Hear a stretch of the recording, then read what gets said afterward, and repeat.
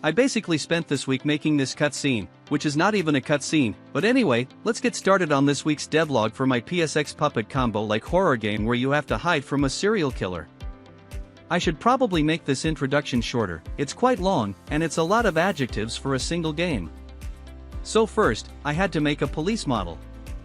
And I still hate modeling characters, so as usual, I used a software called MakeHuman to generate my model, then I reduced the polygon count in Blender. I hate doing this so much. I should probably start making my own characters again, because the MakeHuman models are not great for this. They have depth for the eye holes and mouth, which looks quite bad in low poly. I know, he looks like some possessed guy from Salem, and not like a cop. Maybe I will replace it later.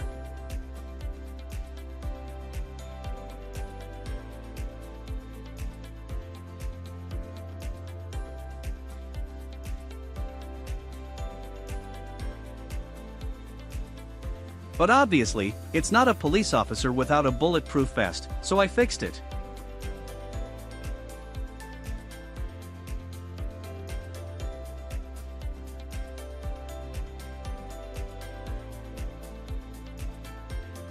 Here's how it looks.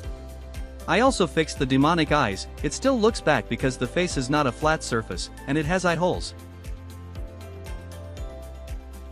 Also, did you know that only 10% of you are subscribed? That's a pretty low number. So please subscribe if you enjoy this content. And if you don't, then of course you don't have to subscribe, but I modeled this house in Blender. I pretty much messed up the scale of the objects, and I only noticed it later, so I'll probably have to replace this model too in the future. If I continue like this, I'll have to replace the whole game at some point. It looks like this. As you can see, the door is way too big, and the house is way too small. It will be much bigger from inside. Then I had to find animations for my police model. As usual, I used Mixamo. Here's the idle animation. I also have a walking animation with a gun, I just don't have a gun yet. I also have this one when the soldiers walk into a trap.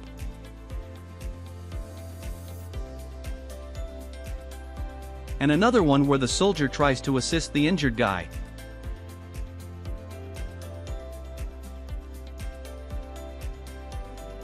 Then I imported it to Godot, and for some reason there are like 20 animations instead of 4, and there's also another static model standing there, I don't know why.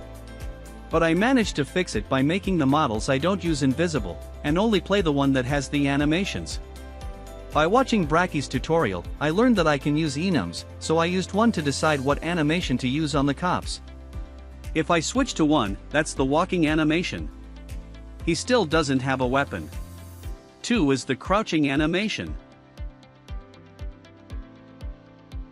And number 3 is dying. It only shows the state in numbers because the game was running, but in the editor I can switch between them using this drop-down menu. Here's the script I'm using. I created an enum, a variable for the states, then used a match statement.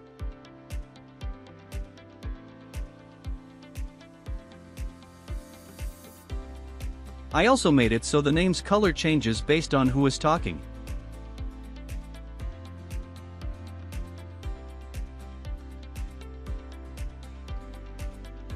Then I modeled this shed, and used an axe and a chainsaw model from the asset pack I bought in the previous devlog.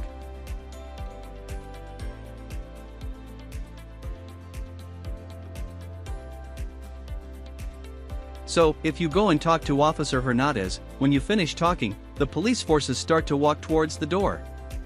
Yep, still haven't added weapons. And they don't collide with each other, so they eventually warp into a single blob. Okay, so they are walking towards the door, but then, surprise! It's a grenade launching mine, I don't know, I saw it in Arma 3 and I think they're cool. I animated this short scene where the character slowly gets up after the explosion.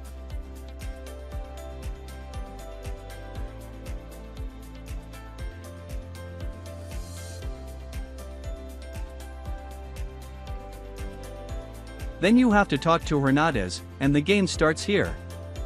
Then I observed a strange bug. So, here's my dialog box. It's under a canvas layer, and as you can see, it fits the screen almost perfectly. It's in the middle horizontally. And in some scenes, it works perfectly with no problems. But in other scenes, it doesn't fit the screen, it looks bigger. I don't know what causes it.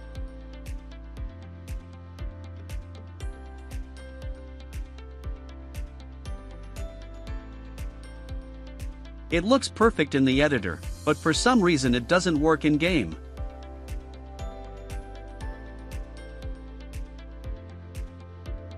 Anyway, I made this simple transition system, so you can advance through scenes, and even rooms in the same scene. I did this by using an animation player. There's a fade-out animation that plays every time you enter a scene. It goes from black to transparent.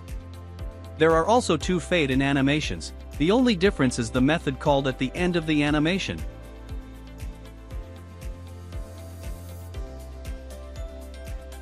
Right now the next room method is empty. In the next scene function, I just changed the current scene to another one from my global script.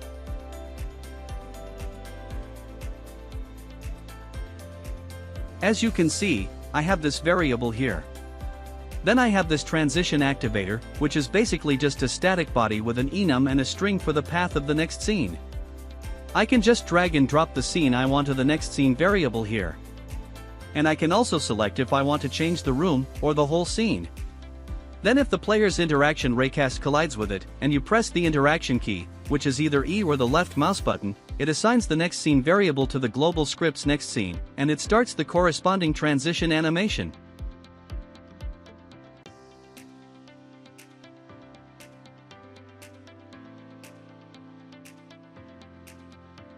And I finally added a gun.